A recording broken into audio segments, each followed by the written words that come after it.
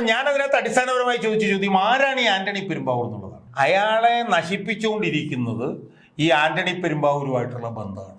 ആന്റണി പെരുമ്പാവൂർ എന്തെങ്കിലും ബിസിനസ് പരമായിട്ടുള്ള ഇടപെടൽ മോഹൻലാലിന്റെ ജീവിതത്തിൽ നടത്തിയിട്ടുണ്ടെങ്കിൽ ആ നടത്തിയ സമയം മുതൽ മോഹൻലാൽ തലകുത്തി വീണുകൊണ്ടിരിക്കുകയാണ്. ഈ ആന്റണി പെരുമ്പാവൂരിനെ കണ്ടിട്ടേ മോഹൻലാലിന്റെ അടുത്തേക്ക് ചെല്ലാൻ പറ്റുള്ളൂ എന്നുള്ള നിലയിലേക്ക് ഈ ഡ്രൈവറായിരുന്ന ആന്റണി പെരുമ്പാവൂർ കഴിഞ്ഞ 2-3 പതിറ്റാണ്ടുകൾ കൊണ്ട് വളർന്നു. ഈ മോഹൻലാലിനെ 8 നില പൊട്ടിക്കാനാണോ പിന്നെ ആന്റണി പെരുമ്പാവൂരിനും മോഹൻലാലുമായിട്ടുള്ള ബന്ധം സഹായിച്ചത് എന്നുള്ളിടത്ത് മോഹൻലാലിന്റെ അഭിനയം എന്ന് പറഞ്ഞ കഴിവിനെ വിൽക്കാൻ ഉള്ള ശ്രമമായിരുന്നു ആന്റണി. അവിടെ ഇയാൾ വെറും ആനമോട്ടയാണ്. മമ്മൂട്ടി ഈ മേഖലയിൽ നിലനിൽക്കുന്നത് ബുദ്ധിപരമായിട്ടാണ്. മോഹൻലാൽ ബുദ്ധിയില്ലാത്ത ഒരു ആന്റണി പെരുമ്പാവൂരിന്റെ തടവറയിലായതുകൊണ്ട് പരാജയത്തിൽ നിന്ന് പരാജയത്തിലേക്ക് പോകുന്നു. നമസ്കാരം. വിഷയം ഹേമ കമ്മിറ്റി റിപ്പോർട്ട് തന്നെയാണ്. ഹേമ കമ്മിറ്റി റിപ്പോർട്ട് പുറത്തു വന്നതിന് ശേഷം ഉയർന്നു കേൾക്കുന്ന ഒരു പേരാണ്, പ്രമുഖനായ നടന്റെ പേരാണ് മോഹൻലാലിൻ്റെത്. ഔദ്യോഗികമായി ഇതിന് സ്ഥിരീകരണമില്ലെങ്കിലും പല ഭാഗങ്ങളിൽ നിന്ന് സൂചനകൾ വെച്ച് നോക്കുമ്പോൾ അദ്ദേഹത്തിന്റെ പേരാണ് ഉയർന്നു വരുന്നത് എന്നൊക്കെയാണ് പറയുന്നത്. മോഹൻലാലിന്റെ പേര് ഉയർന്നു വരുന്നു എന്ന് പറയുമ്പോൾ അതിന് പല കാരണങ്ങളുണ്ട്. ഒന്ന്, പിന്നെ ഈ ഹേമ കമ്മിറ്റി റിപ്പോർട്ട് പുറത്തു വരുന്ന ദിവസം ഒരുപക്ഷെ മോഹൻലാലിന്റെ ചരിത്രത്തിൽ ആദ്യമായിട്ടായിരിക്കും എനിക്കുന്നത് മോഹൻലാൽ ആശുപത്രിയിൽ പ്രവേശിപ്പിക്കപ്പെട്ടു. അതായത് പനി, ഇൻഫെക്ഷൻ എന്നൊക്കെ പറഞ്ഞു. അപ്പോൾ മോഹൻലാലിന്റെ അഭിനയ ജീവിതത്തിനിടയിൽ ഒരിക്കൽ പോലും നമ്മൾ ഇതുപോലെ മോഹൻലാൽ ആശുപത്രിയിൽ അഡ്മിറ്റ് ചെയ്യപ്പെട്ടു എന്നുള്ളൊരു വലിയ വാർത്തയായിട്ട് നമ്മൾ കേട്ടിട്ടില്ല. അഡ്മിറ്റ് ചെയ്യപ്പെട്ടു. ഇപ്പോൾ അത് പിന്നെ ഈ റിപ്പോർട്ട് പിന്നെ പുറത്തു വന്നിട്ട് 5 ദിവസം കഴിഞ്ഞിരിക്കും. ഈ 5 ദിവസത്തിനിടയിൽ മോഹൻലാൽ ഒരു വാക്ക് ഇതിനെക്കുറിച്ചിട്ട് അനുകൂലിച്ചു എതിർത്തോ പറഞ്ഞിട്ടില്ല.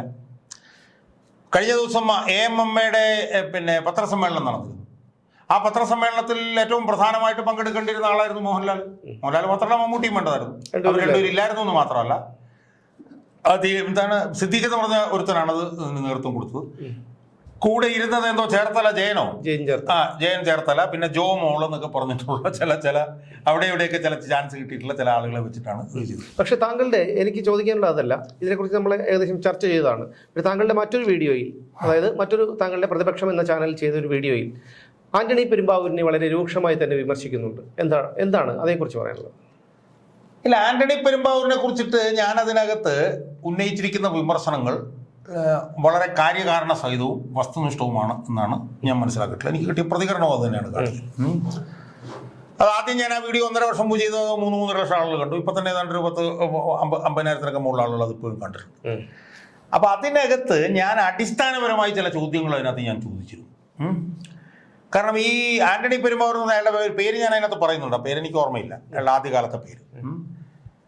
അയാള് ഒരു കാർ ഡ്രൈവറായിരുന്നു മോഹൻലാലിൻ്റെ. അതായത് പട്ടണപ്രവേശം എന്ന് പറഞ്ഞൊരു സിനിമ പുറത്തു വന്ന സമയത്ത് അയാൾ ഒരു കാർ ഡ്രൈവറായിരുന്നു. അവിടെ വെച്ചിട്ടാണ് മോഹൻലാൽ അയാളെ പരിചയപ്പെടുന്നത്. പക്ഷെ അതുമായി ബന്ധപ്പെട്ട് വേറെ വിവരങ്ങളുണ്ട്, അതൊക്കെ വഴിയെ പുറത്തു വരും. അവിടെ നിൽക്കട്ടെ, അതിപ്പോൾ ഞാൻ വെളിപ്പെടുത്താൻ ഉദ്ദേശിക്കുന്നില്ല.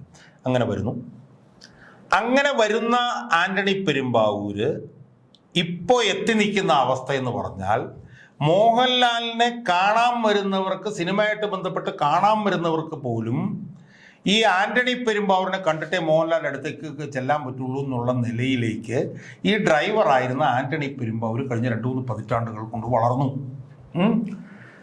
അപ്പം ഞാനതിനകത്ത് അടിസ്ഥാനപരമായി ചോദിച്ച ചോദ്യം ആരാണ് ഈ ആന്റണി പെരുമ്പാവൂർ എന്നുള്ളതാണ്.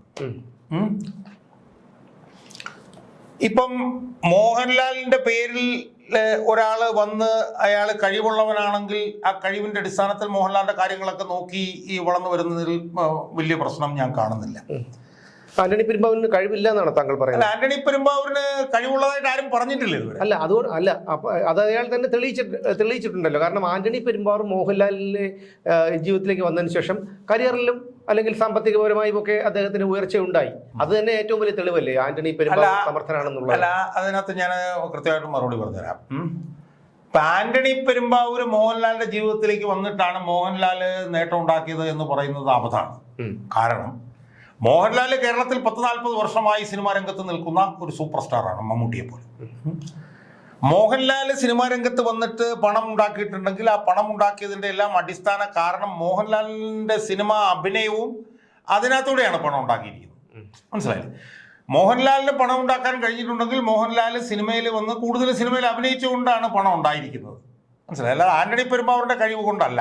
ഒന്നും രണ്ട്, ആന്റണി പെരുമ്പാവൂരിന്റെ കഴിവിനെ കുറിച്ച് നിങ്ങൾ ചോദിച്ചാൽ ഞാനതൊരു ഒരു മറുഭാഗം ഞാൻ പറഞ്ഞുതരാം. എനിക്ക് തോന്നുന്നു കഴിഞ്ഞൊരു 10 വർഷത്തിൽ, ഞാൻ എൻ്റെ മൊത്തം കണക്കെടുത്തിട്ടുണ്ട്, പക്ഷേ കൃത്യമായിട്ട് എനിക്ക് ഓർമ്മയില്ല.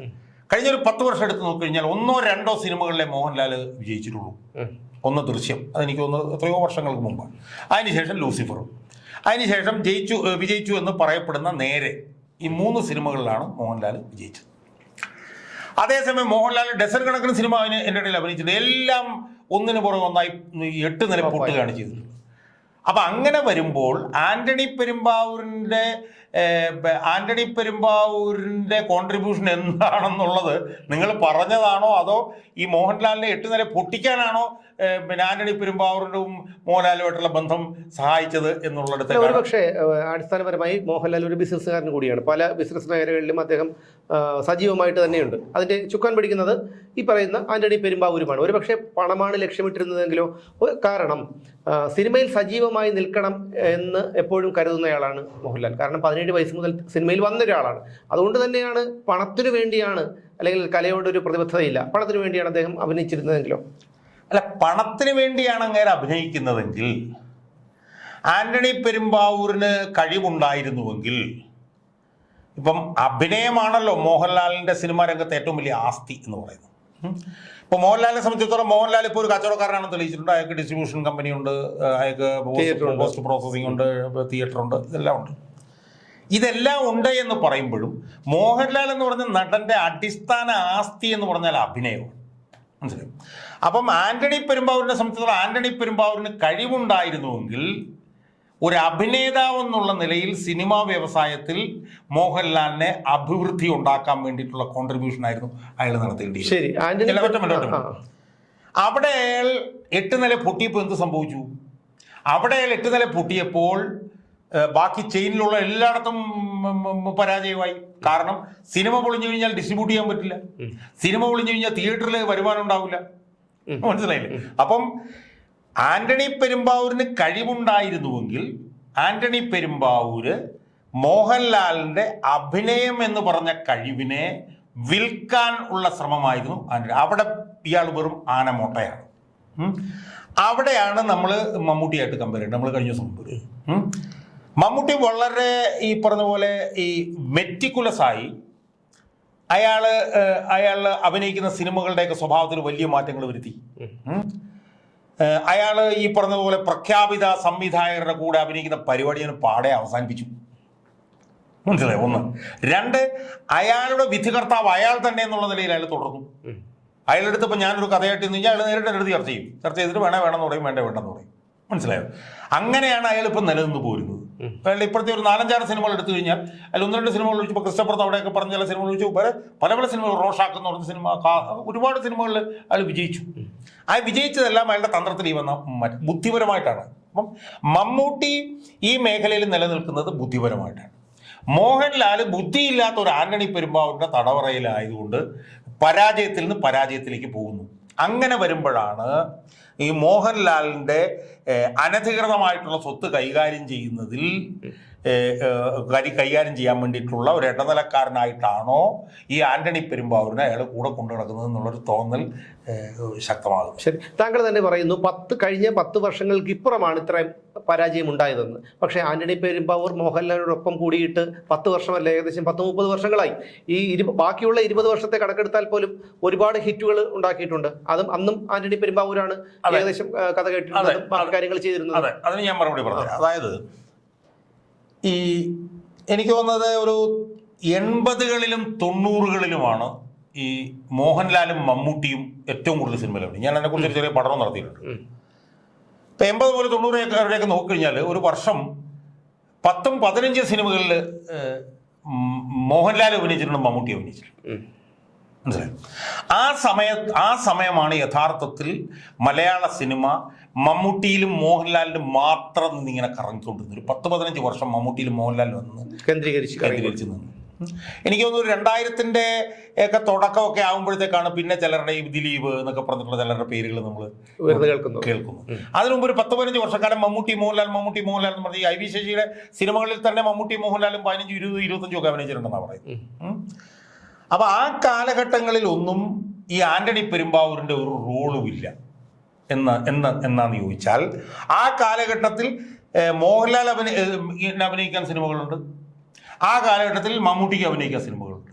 ആ കാലഘട്ടത്തിൽ ഇവർ രണ്ടുപേരും സിനിമാ രംഗത്ത്, അഭിനയ രംഗത്ത് മാത്രമാണ് നിലനിന്ന് പോകുന്നത്. എന്നാൽ ഏതാണ്ട് ഒരു 2000-ന്റെ തുടക്കത്തിലാണ് പ്രധാനമായും മോഹൻലാൽ, മമ്മൂട്ടി അത്രയില്ല, പ്രധാനമായും മോഹൻലാൽ ഈ മറ്റ് മേഖലകളിലേക്ക് അങ്ങോട്ട് cinema distribution, cinema production, Aashirvad Cinemas എന്നൊക്കെ പറഞ്ഞിട്ട് പല ബിസിനസ്സുകളിലേക്ക് കൂടുതൽ മോഹൻലാൽ, മമ്മൂട്ടി ഇപ്പോഴാണ് അടുത്ത് മമ്മൂട്ടി കമ്പനി കൊണ്ടാക്കി, മോഹൻലാലാണ് ഒരു 2000-ന്റെ തുടക്കം മുതൽ ഈ മറ്റ് മേഖലകളിലേക്ക്, ആ മേഖലകളിലേക്ക് മോഹൻലാൽ ഇറങ്ങിത്തിരിക്കുന്നത് 2000 കഴിഞ്ഞിട്ടാണ്. അവിടെയാണ് ഈ ആന്റണി പെരുമ്പാവൂരിന് എന്തെങ്കിലും റോൾ ഉണ്ടെങ്കിൽ ആ റോള് വരുന്നത്. ആ റോള് വരുമ്പോൾ മുതലാണ് മോഹൻലാലിന്റെ തകർച്ച തുടങ്ങുന്നത്. ഇപ്പോൾ 2000 മൂല്യങ്ങളും കൂടെ എടുത്തു പോയി കഴിഞ്ഞാൽ മോഹൻലാൽ അഭിനയിച്ച് വിജയിപ്പിച്ച പടങ്ങളുടെ എണ്ണം ഗ്രാജുവലായിട്ട് ഭയങ്കര പ്രോഗ്രസീവായിട്ട് കുറഞ്ഞു വരികയാണ്. എന്ന് പറഞ്ഞാൽ നിങ്ങൾ പറയുന്നത് പോലെ ആന്റണി പെരുമ്പാവൂർ എന്തെങ്കിലും ബിസിനസ് പരമായിട്ടുള്ള ഇടപെടൽ മോഹൻലാലിന്റെ ജീവിതത്തിൽ നടത്തിയിട്ടുണ്ടെങ്കിൽ ആ നടത്തിയ സമയം മുതൽ മോഹൻലാൽ തലകുത്തി വീണുകൊണ്ടിരിക്കുകയാണ്. അതിന് മുമ്പ് ആന്റണി പെരുമ്പാവൂർ ഒരു റോളും വഹിച്ചെന്ന് പറയാൻ കഴിയില്ല. കാരണം എന്താണ്, മോഹൻലാൽ അഭിനയിക്കുക മാത്രമാണ് ചെയ്തുകൊണ്ടിരുന്നത്. മോഹൻലാൽ അഭിനയിക്കുമ്പോഴത്തേക്കും മോഹൻലാലിന് ആന്റണി പെരുമ്പാവൂരിന്റെ സഹായം ആവശ്യമില്ല. പിന്നെ മോഹൻലാൽ നല്ലപോലെ അഭിനയിച്ചുകൊണ്ടിരുന്ന സമയം എന്താണ്, ആ സമയം എന്ന് പറഞ്ഞു കഴിഞ്ഞാൽ അന്ന് പ്രഖ്യാപിതരായിട്ടുള്ള സംവിധായകരുണ്ടായിരുന്നു, വൈ വി ശശിയെ പോലെയൊക്കെയുള്ള സംവിധായകരുണ്ടായിരുന്നു. ആ സംവിധായകരുടെ റോളിലാണ് മോഹൻലാലും മമ്മൂട്ടി അഭിനയിച്ചുകൊണ്ടിരുന്നത്. അപ്പം അന്ന് വേറെ ആരുടെയും അഡ്വൈസും കാര്യങ്ങളൊന്നും വേണ്ട. മനസ്സിലായി? ഇയാളുടെ അഡ്വൈസ് എപ്പം മേടിച്ചു തുടങ്ങിയോ അപ്പം മുതൽ താഴോട്ടാണ് പോക്ക്. മനസ്സിലായി? ഇയാൾക്ക് ഒരു കഴിവുള്ളതായിട്ട് തെളിഞ്ഞിട്ടില്ല. ആ സാഹചര്യത്തിലാണ് ഇയാളുടെ ബിനാമി സ്വത്ത് കൈകാര്യം ചെയ്യുന്നതിൽ ചെയ്യുക എന്നുള്ളതാണോ ആന്റണി പെരുമ്പാവൂരിന്റെ ഉദ്ദേശ ലക്ഷ്യം എന്നുള്ള സംശയം ജനങ്ങളുടെ ഇടയിലേക്ക് വന്നത്. മനസ്സിലായി? അതേസമയം ഇപ്പൊ മോഹൻലാല് മറ്റ് ബിസിനസ് മേഖലകളിലേക്കൊക്കെ വരികയും അവിടെ മോഹൻലാൽ വലിയൊരു ആയിരുന്നുവെങ്കിൽ ഒരുപക്ഷെ ആന്റണി പെരുമ്പാവൂരിന്റെ റോളിനെ കുറിച്ചിട്ട് കുറച്ചുകൂടെ ആളുകൾക്ക് പോസിറ്റീവായിട്ട് ചിന്തിക്കാൻ വേണ്ടിയാണ്. ഇപ്പൊ എന്താ സംഭവിക്കുന്നത് പറഞ്ഞാൽ മോഹൻലാൽ ഇടിഞ്ഞു ഒളിച്ച് താഴോട്ട് വീഴുന്നു. താഴോട്ട് വീഴുന്ന സമയത്തും മോഹൻലാലിന്റെ കാര്യങ്ങൾ മുഴുവൻ ഇയാളുടെ കൺട്രോളിൽ ഇരിക്കുന്നു. അപ്പോഴാണ് ഇയാൾ എന്തോ ദുരൂഹമാണല്ലോ ഈ സാധനം എന്നുള്ള തോന്നല് ആളുകളിലേക്ക് വരുന്നത്. ഇപ്പൊ മോഹൻലാലിന്റെ സ്ഥിതി പരമദയനീയമാണ്. നമ്മളെ മോഹൻലാലിന്റെ ഫിലിമോഗ്രഫി ഒക്കെ എടുത്താൽ നോക്കിയാൽ നമുക്ക് കാണാം, ഒരു സിനിമയിലും മോഹൻലാൽ ജയിക്കുന്നത്. ഇപ്പൊ അവസാനം വന്ന അദ്ദേഹം ഒടിയൻ എന്നോട് പറയുന്ന സിനിമയിൽ അഭിനയിക്കാൻ വേണ്ടിയാണ് അദ്ദേഹം പോയി പ്രായം കുറയ്ക്കാനും വേറെ എന്തൊക്കെയോ ട്രീറ്റ്മെന്റ് ചെയ്തത്. അതിനുശേഷമാണ് അദ്ദേഹത്തിന്റെ ഈ മുഖഭാവം പോലും മാറിപ്പോയത്. അപ്പൊ അവിടെയൊക്കെ എന്തായിരുന്നു അവിടെ? അപ്പൊ അങ്ങനെ വരുമ്പോ ആന്റണി പെരുമ്പാവൂർ ഇത് മാളത്തിലായിരുന്നു. ഇതുപോലുള്ള സ്ഥലങ്ങളിലൊക്കെ അല്ലേ ആന്റണി പെരുമ്പാവൂർ ചെയ്യേണ്ടത്. അപ്പോൾ സത്യത്തിൽ യഥാർത്ഥത്തിൽ വളരെ സങ്കടകരമാണ്. അയാളുടെ മുഖം കൂടിപ്പോയിട്ട് അയാൾ ഇപ്പോൾ എല്ലാ സിനിമയിലും താടി വെച്ചിട്ട് അഭിനയിക്കേണ്ടി വരുന്നത്. മനസ്സിലായി? ഇപ്പൊ അയാളുടെ അവസാനത്തെ പടം ബറോസ് എന്ന് പറഞ്ഞൊരു സിനിമ, അതൊക്കെ വെറും ഒരു കാരണവശാലും രക്ഷപ്പെടാത്തതാണെന്ന് നമ്മൾ അറിയുന്നത്. അതുപോലെ തന്നെ ലൂസിഫറിന്റെ എമ്പുരാനെന്ന് പറഞ്ഞിട്ട് രണ്ടാമത് വരുന്നുണ്ട്, എന്താണെന്ന് നമുക്കറിയില്ല. അയാളും കൂടെ മനസ്സിലാക്കാൻ വേണ്ടിയിട്ടാണ് ഞാൻ പറയുന്നത്, അയാളെ നശിപ്പിച്ചുകൊണ്ടിരിക്കുന്നത് ഈ ആന്റണി പെരുമ്പാവൂരുമായിട്ടുള്ള ബന്ധമാണ്. അയാൾ ഇനിയെങ്കിലും അയാളുടെ അടുത്ത് സിനിമ ചർച്ച ചെയ്യാൻ ആരെങ്കിലും വന്നാൽ നേരിട്ട് ചർച്ച ചെയ്യണം. അയാൾ ആന്റണി പെരുമ്പാവൂരുമായിട്ട് ബന്ധപ്പെട്ട് ചർച്ച ചെയ്തിട്ടാണ് വരുന്നതെങ്കിൽ ആ പടം പൊട്ടും എന്നുള്ളത് ഏതാണ്ട് 99.99% ഇനിയെങ്കിലും അയാൾ മനസ്സിലാക്കണം. അയാൾക്ക് ആന്റണി പെരുമ്പാവൂർ ഒരു ബാധ്യതയാണ്. പിന്നെ അയാളുടെ സ്വത്തുമായി ബന്ധപ്പെട്ടിട്ടൊക്കെ പ്രശ്നങ്ങളുണ്ട്, അതൊക്കെ വഴിയെ വെളിയിൽ വരും. ഒന്നും ക്ലീനൊന്നും അല്ല, അൺക്ലീനാണ് എന്നുള്ളത് മാത്രം ഇപ്പം മനസ്സിലാക്കുക. അതിന് വിവരങ്ങൾ ഇനി വെളിയിൽ വരാണ്ടിരിക്കുന്നു. എന്തായാലും ആന്റണി പെരുമ്പാവൂര് അയാളുടെ കഴുത്തിൽ തൂങ്ങിക്കിടക്കുന്ന ഒരു കടൽ കിഴവനാണ് എന്ന് ഇനിയും ഇയാൾ മനസ്സിലാക്കിയില്ലെങ്കിൽ ഇനി അധികാലം അയാൾക്ക് നിൽക്കാൻ പറ്റും എന്നും എനിക്ക് തോന്നുന്നില്ല.